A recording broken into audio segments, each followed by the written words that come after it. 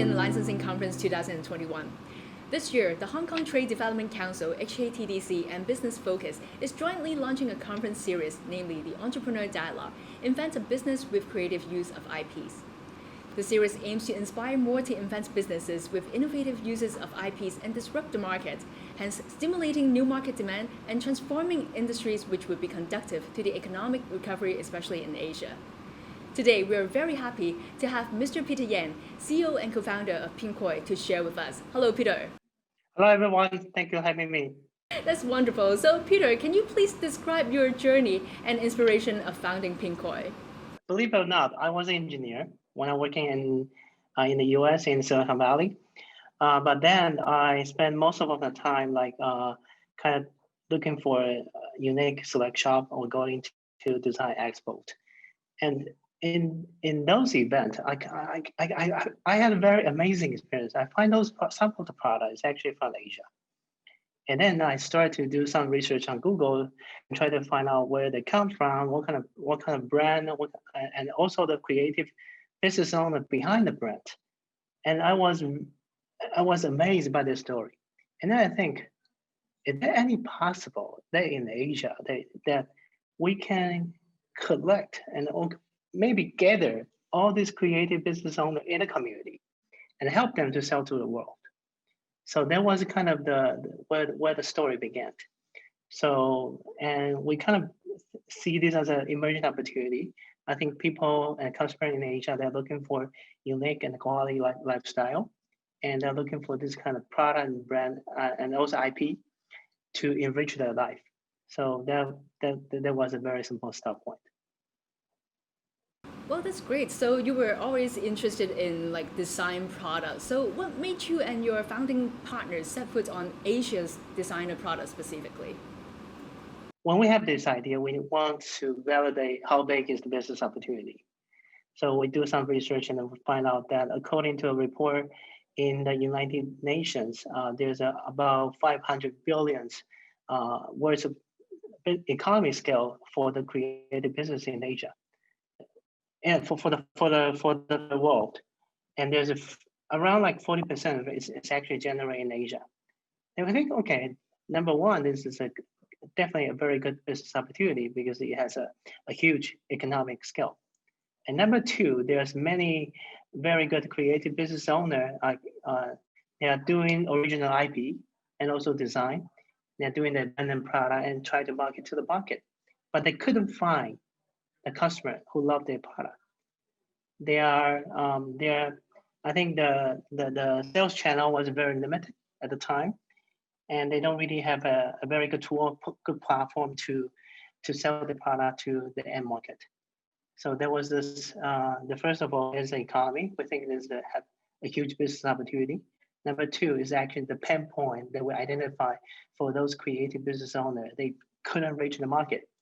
At the same time, customers are also looking for unique and quality product and IP, but they don't know where to go. They can only go to this kind of physical store, but it's very hard for a physical store to accommodate different variety and diversity of product around the world.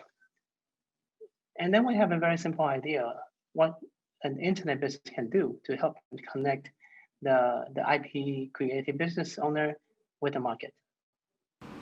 That's great. So Pinkoi actually created a bridge between the customers and also the creative talents. So how many designers and brands does Pinkoi manage now? And do you actually decline designs? And what kinds of supports does Pinkoi provide to the designing community? So currently, Pinkoi in the Pinkoi community, there's about 20,000 brand business running on Pinkoi, and we do decline.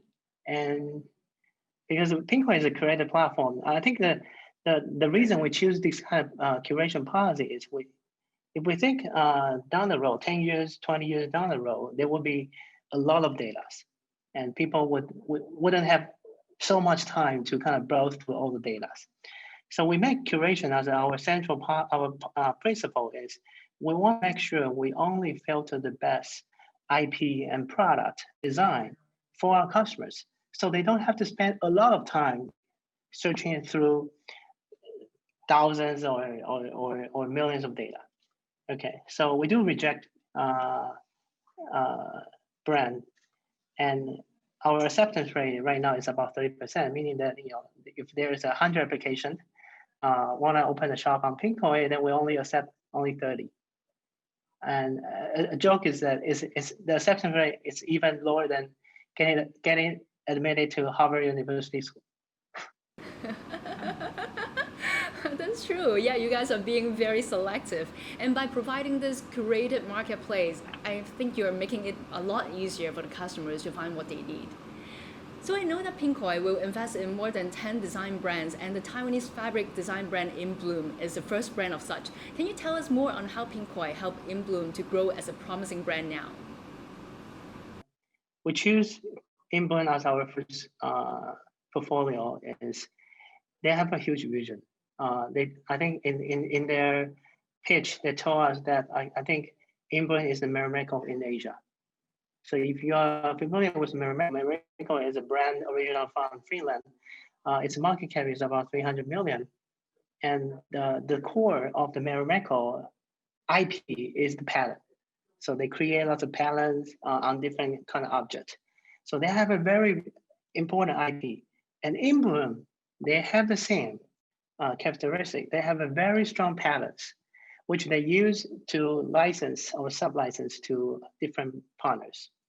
So we actually believe that In Bloom has a very good positioning in the IP industry, and they can help other creative entrepreneurs to create more objects using their pattern.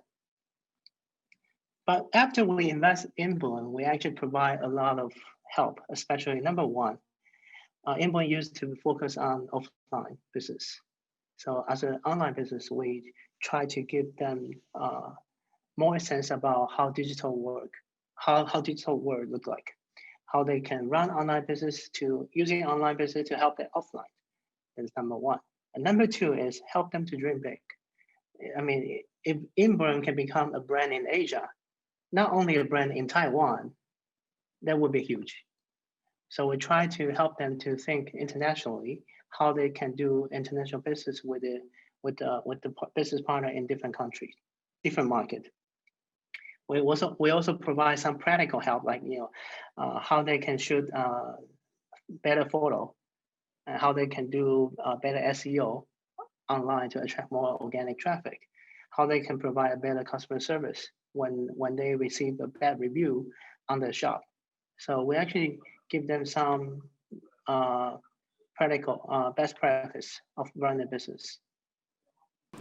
It's great because Pinkoi is so experienced in branding and e-commerce now, and you are using your experience in helping other brands to grow their brand as well. So I think this is wonderful. So Pinkoi is such a well-known e-commerce platform now, but is also setting up pop-up stores in Asia and even opened a physical shop called Pinkoi Space at the Mills in Hong Kong recently. So what is the reason for this online to offline strategy? Okay, first, I think that I want to talk about why we choose Hong Kong. Because we think Hong Kong is the most international city in Asia. It represents the very high level of internationalization. So a lot of people ask Pinkoi, why not just open a shop in Taiwan? But instead, we choose Hong Kong because we think Hong Kong is a great symbol for internationalizations. And number two, when we opened the shop in Hong Kong, we were kind of wondering, like, okay, if there's 100 people coming to our shop, what's the percentage of them actually know Pinkoi? And the result is actually a surprise to us. I think over 50% of people coming to our physical shop, they don't even know Pinkoi at all. So the offline shop is actually a very good customer acquisition strategy for Pinkoi to serve Hong Kong customer better. And number three, I think is we always listening to the customer voice of the market. So there's many Hong Kong customer or like members for many years. They keep telling us, "Hey, Pinkoi, there's many product I like on Pinkoi, but it's online. So if I can touch them, if I can feel them, if I can actually see them in person, that would be great. So by listening to our customer and the community, we know that they have this kind of strong needs. So that's why we decide to take a very bold move, like to open a physical shop in Hong Kong and to try to. I think the fundamental reason is we really want to serve the Hong Kong market better. We try to understand and fulfill the customer expectation, and we try to every month we have different curation for the Hong Kong market. Sometimes it's a Japanese theme. Sometimes more like a variety from different fashion IP in Asia, and sometimes we also work doing a lot of crossover event, IP crossover event, and co-branding event with other business partner or brand in Hong Kong. Yeah, I do agree that formulating your strategy around customers' needs and by listening to what your customers want is very important indeed. So Pinkoi Space Hong Kong has launched co-branded products with two heritage Hong Kong brands, namely Chicks and Red A. Could you tell us more about Pinkoi's strategy behind the move? For Red A and Chicks, they are very famous local brand in Hong Kong. They are loved by many people. I think what Pinkoi can do, the strategy behind the Pinkoi partnership with them is, we think I think back to our vision, we think design can be a universal values. So design can also work with the other business to create a new design or rebranding. So I think that's the fundamental reason we want to work with Red A and Chicks. We try to kind of play, you can say play, or redesign or create a new IP based on their original product. So we have a lot of great designers. They can work with Chicks and the Red A to recreate their product. I think that's a win-win strategy, because I think for the fans of this two Hong Kong brand, they might think, oh, this is innovative, this is new to me. And for the designer community or on Pinkoi, they will think it will be a great opportunity to work with a two heritage brand in Hong Kong, and they will feel very proud by contributing to the local market and the local brand. So that's a part of strategy, that we can acquire fans from two different brands by having this kind of co-branding and IP crossover to brand. Pinkoi with Red A, Pinkoi with Chicks. This kind of co-branding is not only the trend, but also a very solid marketing strategy to raise more awareness in the market. Right, and I think by working with these local brands that Hong Kong people love, it brings Pinkoi to Hong Kong people's hearts as well. So since co-branding is the market trend, apart from launching co-branding campaign for Pinkoi itself, do you also put up other co-branding campaigns for designers on Pinkoi? Yes, we do. Pinkoi as a brand, we actually see Pinkoi as a brand for brands. I mean, a lot of people see Pinkoi as an e-commerce platform. We think Pinkoi is a marketplace, but we don't see it this way. We think Pinkoi is a brand, not only a marketplace. We are the brand that empower many great creative entrepreneurs to generate a large scale of economy. So that's why, I mean, co-branding with more famous international brand is very important.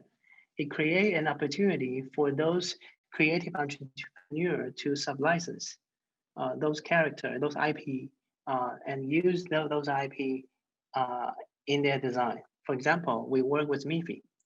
Mifi is a very international. It's an international brand with a history of 60 years, and people love them because the IP character deliver a very warm and caring spirit to the market.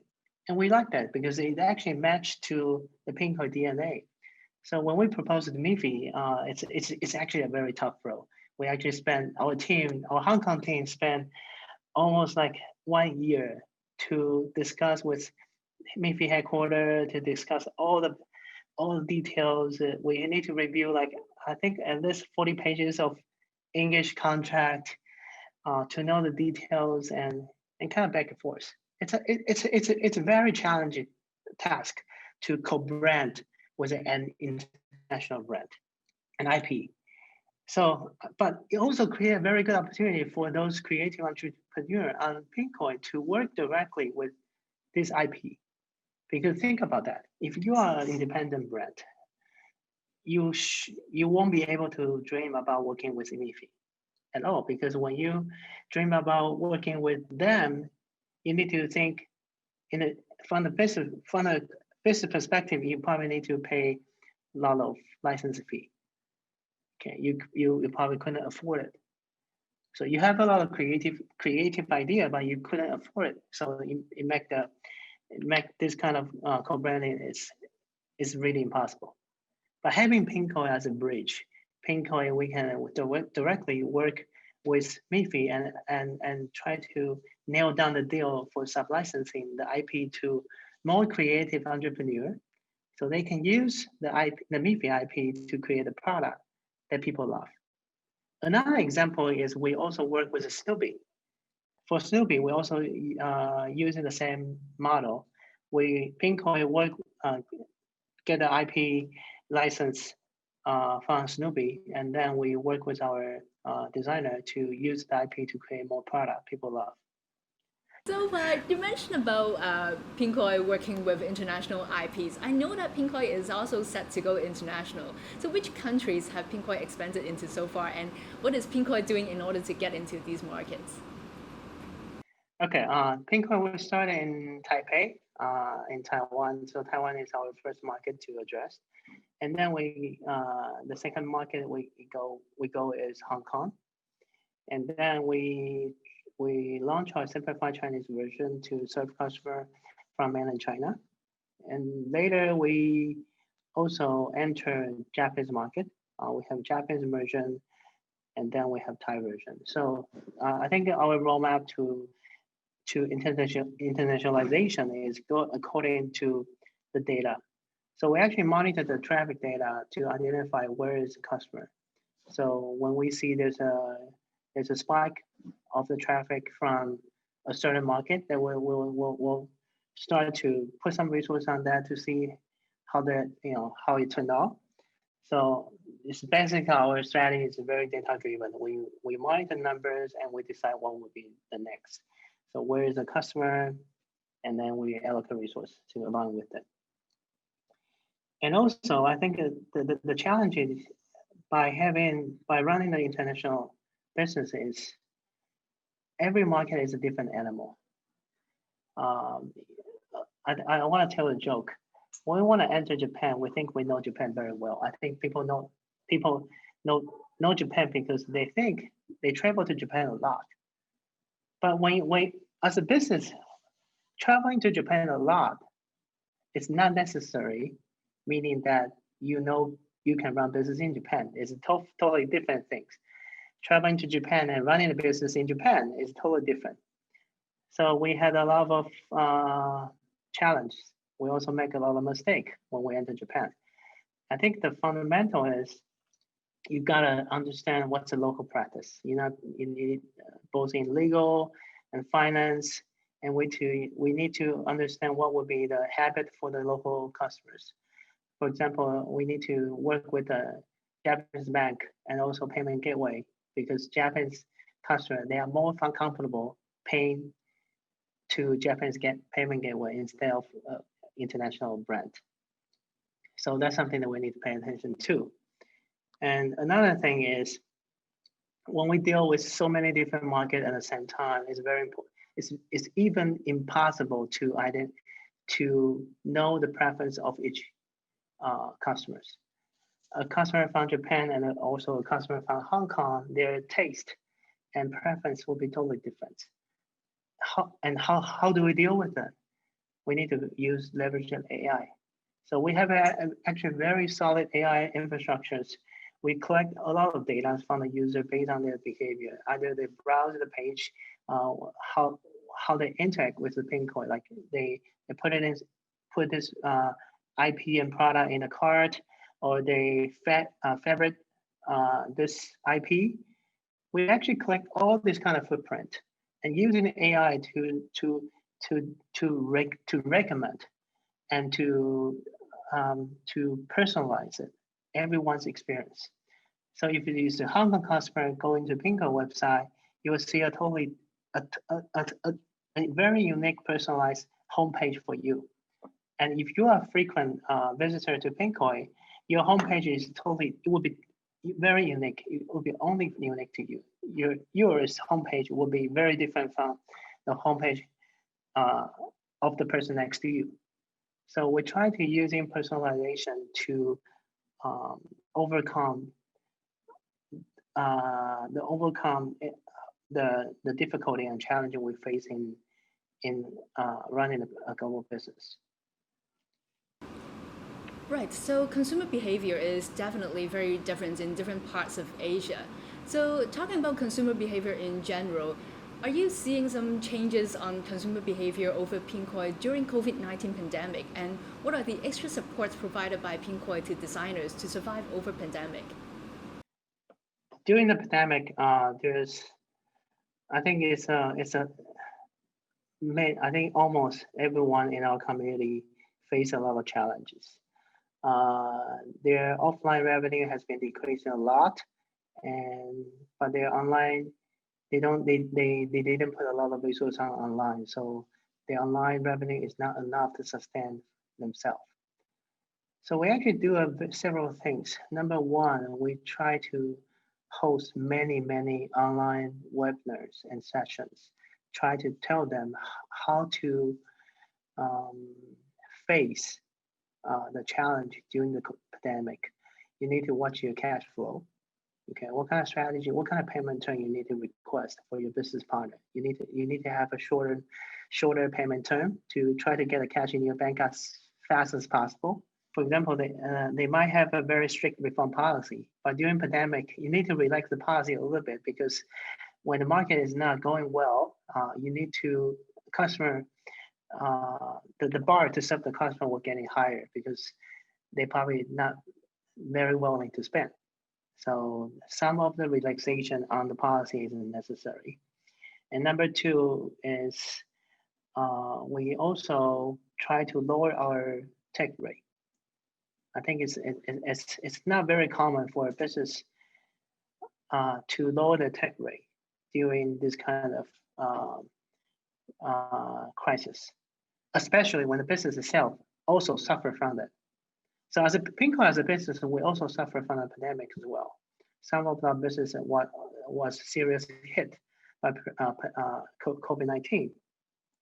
But I think back to our heart, we think it's very important to support the creative economy and all these creative entrepreneurs because they have been fighting many years to come this far.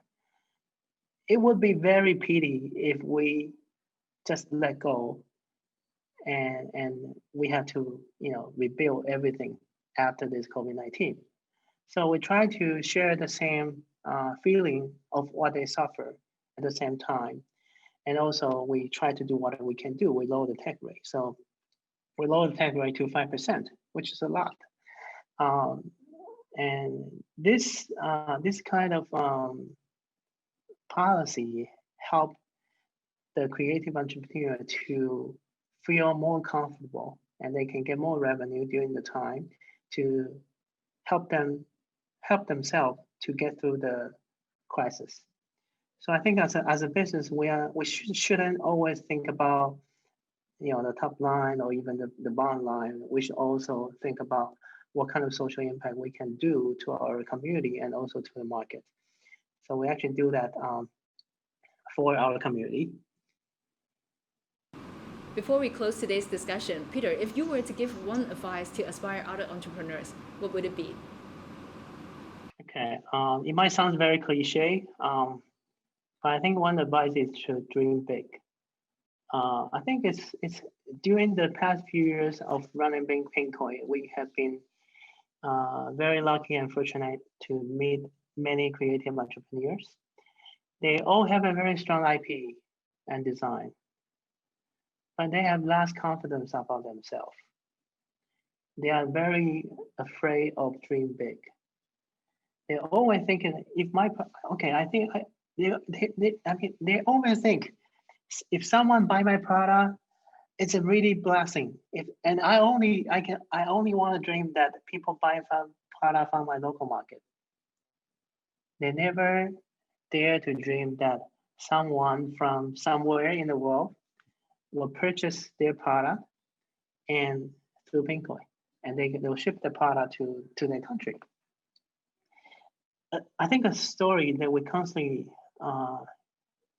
hear from our designer or creative business owner is when they receive an international order, they got really panic. You might think it's really odd, like this why is receive international order, you should be very excited, but they're very panicked because number one, they don't know how to ship it. Number two, they think this is a fraud. They don't even believe someone in the world would love their product. They think it is a fraud. So and then number three, they call Pinkoi and send email to Pinkoi and say, Pinkoi, is it really a legit order? I cannot believe that someone from Canada or Australia or even like Middle East would buy a product on Pinkoi. How they can find us? They just cannot believe it. So I think it's dream big is very important for the new generation of creative entrepreneurs to think, hey, if I have a great IP, I should have confidence of my IP and think my IP can present a very good impact or social impact to people not only in my market, but also people in other markets as well. So dream big. Thank you so much, Peter. It's indeed a very insightful sharing. To those of you who are watching, if you have any questions or interest to further exchange with Peter or explore business collaborations with Pinkoi, Peter and his team are now attending the Hong Kong International Licensing Show, which is concurrent with Asian Licensing Conference. You may ask HKTDC to help connect you with Peter. Thank you and bye-bye. There are still more sharings from successful Asian entrepreneurs. Please stay tuned to other episodes of Entrepreneur Dialogue. You may also explore the following channels for more programs: Expert Sharing, Culture and Arts; Expert Sharing, Digital Entertainment; Licensing Academy;